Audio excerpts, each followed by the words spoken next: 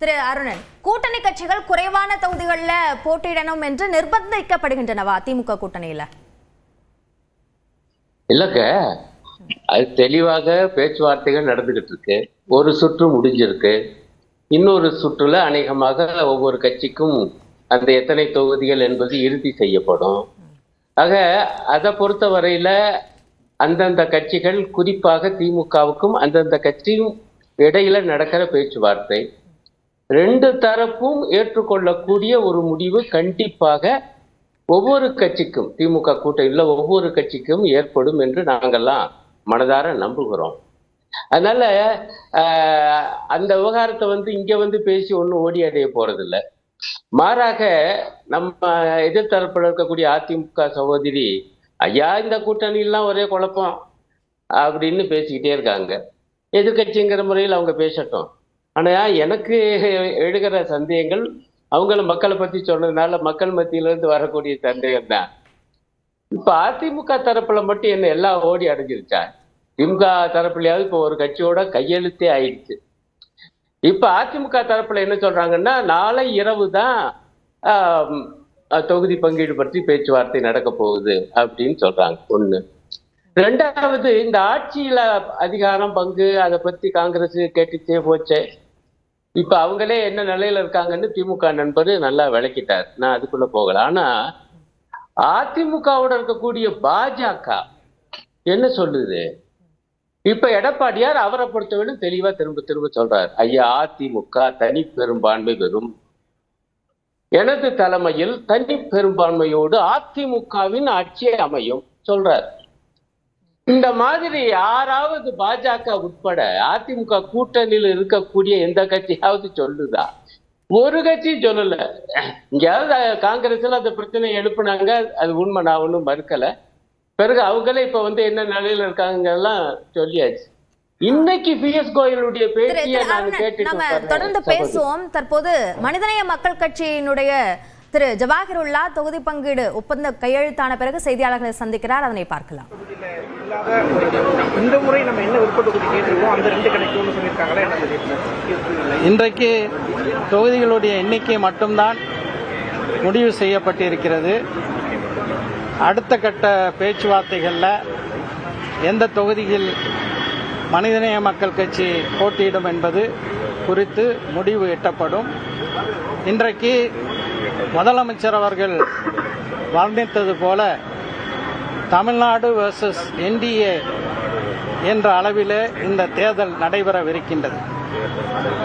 தமிழ்நாட்டினுடைய நலன்களுக்கு எதிராக, தமிழ்நாட்டு மக்களுடைய உரிமைகளை பாதிக்கக்கூடிய வகையில் செயல்படக்கூடிய என்டிஏ என்ற அதிமுக பாஜக அணி இந்த தேர்தலிலே நிச்சயம் படுதோல்வி அடையும். அதற்கு வழிவகுக்கக்கூடிய வகையில் மதசார்பின்மையில், ஜனநாயகத்தில், அதே போல மாநிலத்தினுடைய உரிமைகளை காக்க வேண்டும் என்பதில் அக்கறை உள்ள அனைத்து கட்சிகளையும் ஒன்று விடாமல் நம்முடைய திராவிட முன்னேற்ற கழகத்தினுடைய தலைவர் இந்த கூட்டணிக்கு ஈர்த்திருப்பது ஒரு மிகப்பெரிய ராஜதந்திர நடவடிக்கையாக பார்க்கின்றோம். இந்த அடிப்படையிலே தான் தமிழ்நாட்டினுடைய நலனை காப்பதற்காக, தமிழ் மக்களினுடைய உரிமைகளை காப்பதற்காக எங்களுக்கு 2 தொகுதி தான் ஒதுக்கப்பட்டிருந்தாலும் கூட இது ஒரு பெரிய மெகா அலையன்ஸ் என்று ஆங்கிலத்திலே சொல்வார்கள், ஒரு மாபெரும் கூட்டணியாக அமைந்திருக்கின்றது. இந்த கூட்டணியில் பலரும் தொடர்ச்சியாக இணைந்து வரக்கூடிய சூழல்ல அனைவரையும் அரவணைத்து போகக்கூடிய ஒரு கூட்டணியாக இருக்கிறது. மனிதநேய மக்கள் கட்சி நிச்சயம் இந்த கூட்டணியினுடைய வேட்பாளர்கள் அனைவரும் அமோக வெற்றி பெறுவதற்கு பாடுபடும். என்ன சின்னத்தில் போட்டியிட? இந்த தேர்தலில் மட்டும் நாங்கள் உதயசூரியன் சின்னத்தில் போட்டியிடுவோம். நன்றி.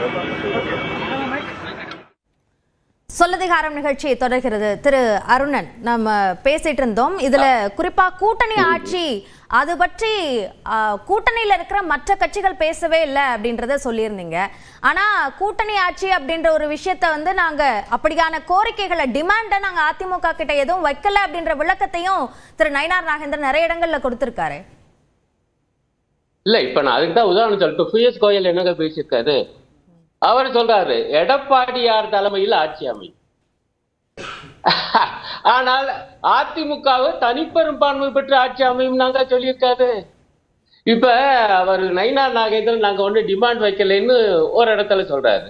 ஆனா கடைசியா அவருடைய அலுவலகம் தேர்தல் அலுவலகம் திறந்தாங்கல்ல, அன்னைக்கு என்ன சொல்றாரு, அங்க இருக்கவங்க எல்லாம் பார்த்து இங்க இருப்பதில் 20-30 பேர் எம்எல்ஏக்கள் ஆவார்கள், அவர்களில் சிலர் மந்திரிகளாக கூட ஆகலாம் கடவுள் அருள் இருந்தால்.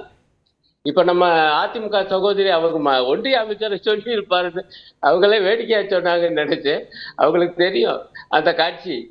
அது மாநிலத்துல இங்க 20-30 எம்எல்ஏக்கள் தேர்வாங்க பாஜகவை, அதுல சில பேர் 4-5 பேர் மந்திரிகள் ஆவாங்க என்று அதுதான் கடைசி. யாரு? தமிழ்நாடு பாஜகவுடைய தலைவருடைய பேட்டி. அப்ப அங்க என்ன, அதுல என்ன எல்லாமே இப்ப சொன்னாங்கல்ல, என்ன முற்றுப்புள்ளி கமதாயா போட்டிருக்குன்னு, அங்க கமா கூட இல்ல, கால் புள்ளி, அது இழுத்துக்கிட்டே இருக்குது. இல்ல கூட்டணிக்கு தமிழ்நாட்டுல தலைமை எடப்பாடி பழனிசாமி அப்படின்றத பாஜக தலைவர்கள் சொன்னாங்களா இல்லையா? அப்போ அந்த தலைமை என்ன சொல்லுதோ அதுதானே முடிவாக இருக்கும். ஏக்க தலைமை எடப்பாடியார் தான் சொன்னாங்கிறத நானே சொன்னேன், நான் ஒண்ணும் மாத்தி சொல்லல. ஆனா எடப்பாடியாருடைய அந்த சொல்லாடல் இருக்கு பாரு, முக்கியம் அல்லவா? தனிப்பெரும்பான்மையோடு அதிமுக தனித்து ஆட்சி அமைக்கும். அப்படி பாஜகவோ ஈவன் டிடிவி தினகரன் போன்றவங்களோ சொல்ற மாதிரி தெரியலையே. அதுக்கு தான் சொல்ல வர்றோம். இப்ப அவங்க நல்லா கேட்டாங்கல்ல அதிமுக சகோதரி, எங்க நாங்களாங்க பேசினோம், அதோ காங்கிரஸ்ல ஒரு எம்பி பேசினாருங்க, இதோ இன்னொருத்தர் பேசினாரு, ஆகவே நாங்களும் பேசணும். ரைட்டு, ஏன்னா அப்படி பேசும்போது உரிமை வந்துருது அதை பத்தி பேச. அப்பதான் நான் திருப்பி கேட்கிறேன், இப்படி நயினா நாகேந்திரன் பேசும்போது நாங்க பேசுவோம்ல அதை பத்தி. இப்படி பிஎஸ் கோயலே பொறுப்பாளரே அதிமுக தனித்து ஆட்சி அமைக்கும், அந்த அளவுக்கு தனிப்பெரும்பான்மை பெறப்போகுது இந்த தேர்தலில் அப்படின்னு பெருமையா உரிமையோட ஆனந்தமா சொல்லியிருக்கணும்ல, அப்படி சொல்லலைங்க. அப்ப அங்கேயும் சிக்கல் இருக்கு. நீங்க அப்படி சொன்னீங்கன்னா இங்க உள்ள சிக்கலையும் நாங்க சொல்லத்தானே செய்வோங்கிறேன் நான். இல்ல ஏதாவது அடிப்படையான விஷயங்கள் உண்மையிலே அதுவெல்லாம் இல்ல. இப்ப அவங்க கூட இன்னொரு முக்கியமான விஷயத்த நான் பேச விரும்புறேன். அவங்க சொன்னாங்க, என்னையா திமுக எப்போ கொள்கை கூட்டணிங்கிறீங்க, நாங்க அப்படிலாம் இல்லையா, இது வெறும் தேர்தல் கூட்டணி தான் என்று சகோதரி சொன்னாங்க. இது அவங்களுடைய சொந்த கருத்து அல்ல. எடப்பாடியாரே அப்படித்தான் இப்ப கடைசியா பேசிட்டார். அவர் இன்னும் வேகமா போய் பேசியிருக்காரு, ஐயா தேர்தலுக்கு தாயா கூட்டணி, தேர்தலுக்கு பிறகு நாங்க அவங்கவுங்க பாதையில கூட போவோம் நாங்க நினைச்சா அப்படின்ட்டார். ஆனால் நடப்புல அந்த மாதிரியா இருக்கு. நீங்க பாஜகவுடைய எந்த கொள்கையை, மோசமான கொள்கையை எதிர்த்து நீங்க கண்டிச்சிருக்கீங்க. இப்ப கூட கடைசியா இதோ நாளைக்கு வருகிறார் பாரத பிரதமர், அவங்களுடைய கூட்டணி சார்பாக தேர்தல் பிரச்சாரம், அதுல அந்த அரங்கு அதை உருவாக்கி இருக்காங்க. அதிமுக தான் உருவாக்குனாங்க. ஒன்றுக்காகவே வளமையாக வழக்கம் போல பெரியார் படமும் அந்த பக்கம் அண்ணாங்கிட்டு பெரியார் கடும் எதிர்ப்பு. இப்ப கூட பார்த்துட்டு வர்றேன், அதே சங் பரிவாரத்தை சார்ந்த ஒருத்தர் பதிவு போட்டிருக்காரு, கடுமையா பெரியாரை தாக்கி மிக மோசமான முறையில எக்ஸ்தலத்துல சொல்றேன். இப்ப அவங்க எல்லாம் அழுத்தம் கொடுத்த உடனே பாஜக சொன்ன உடனே பெரியார் படத்தை எடுத்துட்டாங்க. இது என்னங்க இது? இப்ப இது வெறும் தேர்தல் கூட்டணி எப்படிங்க நாங்க சொல்றது? பெரியாரே அகற்றிட்டீங்களே பாஜக சொன்ன உடனே. அப்படி என்றால் இது எப்படி நாங்க எப்படி எடுத்துக்கொள்வது? இன்னைக்கு பெரியார் எடுக்கணும்னு பாஜக சொன்ன எடுத்தீங்க, நாளைக்கு அண்ணா படம் வைக்க கூடாதுன்னு சொன்னா அது ஏற்பீங்களா? இந்த சந்தேகம் வருமா வராதா? ஏன்னா அவங்களுக்கு அண்ணாவும் பிடிக்காது. ஏன்னா முன்னால பாஜக தலைவர் அண்ணாமலை அறிஞர் அண்ணாவை பற்றி எப்படி எல்லாம் பேசினது என்று நமக்கு தெரியும். ஆக இதான் உள்ள நிலைமை. இவங்கெல்லாம் சொல்றாங்க இது வெறும் தேர்தல் கூட்டணி தான். ஆனா நடப்புல அப்படி இல்ல. நான் இன்னும் கூட உதாரணங்கள் சொல்ல முடியும். அண்ணா என்றால் மிக அடிப்படையான விஷயம் மாநில உரிமை, மாநில சுயாட்சி. ஆனால் தமிழ்நாட்டுல ஒரு ஆளுநரை வச்சுக்கிட்டு எவ்வளவு சிக்கல்களை நீங்க இது திமுக அரசு தயவு செஞ்சு பார்க்க கூடாது. தமிழ்நாடு அரசுக்கு எவ்வளவு இடையூறுகளை, அந்த உரையை வாசிக்க மாட்டேன்னு வெளிநடப்பு பண்றது எதிர்க்கட்சி தலைவர் சொல்றேன். இவற்றையெல்லாம் என்னைக்காவது கண்டிச்சாங்களா? இது வெறும் தேர்தல் கூட்டணி தானுங்க இல்லையா? இதெல்லாம் கண்டிச்சாங்களா? இது கண்டிச்ச மாதிரி தெரியலையே. அதான் நம்மளுடைய வருத்தமா இருக்கு. சரி, நீங்க வருத்தெல்லாம் படாதீங்க.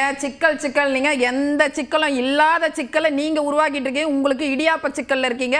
எதை கண்டிக்கணுமோ கண்டிச்சிருக்கோம், தீர்மானம் கொண்டு வந்திருக்கோம், கோர்ட் அவமதிப்பு வழக்கு கொண்டு வந்திருக்கோம். ஆனா கூட்டணிக்குள்ள இருந்தே உங்களால எதுவும் செய்ய முடியல சார். அதுதான் எங்களுக்கும் வருத்தமா இருக்கு. கூட்டணிக்குள்ளவே இருந்துகிட்டு ஆட்சி அதிகாரத்துல இருக்கிறவங்க கிட்ட கேள்வி கேட்க முடியாம இருக்கீங்க. தொழிலாளர்களுக்கு இன்னைக்கு எந்த மூலையிலும் போராட்டம், போராளிகளான படம் நீக்கப்பட்டது பத்தி ஒரு கருத்து சொன்னார். அது மேடம் அங்க என்ன நடந்துச்சு என்னன்றது முழுமையான விரிவான எங்களுக்கு கிடைச்ச தகவல் கிடைச்சாதான் நான் பேச முடியும். இங்க நான் வந்திருக்க சபைக்கு அங்க நடந்த பிறகு அதை பத்தி எங்க தலைவர்கள் முடிவெடுப்பாங்க. சகோதரி ஒரே ஒரு விஷயம், தொழிலாளர் பிரச்சனை பத்தி எல்லாம் பேசுறாங்க. சாம்சங் தொழிலாளர்களுக்காக போராடினது நாங்க. ஆமா, நாங்களும் தான் களத்துல போய் போராடினோம். இருங்க கொஞ்சம் பேச விடுங்க. நீங்க கேட்டீங்கன்னா பொறுமையா கேட்டு பதில் ஒரே வாக்கியம் தான். இந்த சாம்சங் போராட்டத்தை நடத்தினது நாங்க, எங்களுடைய தலைவர்கள்.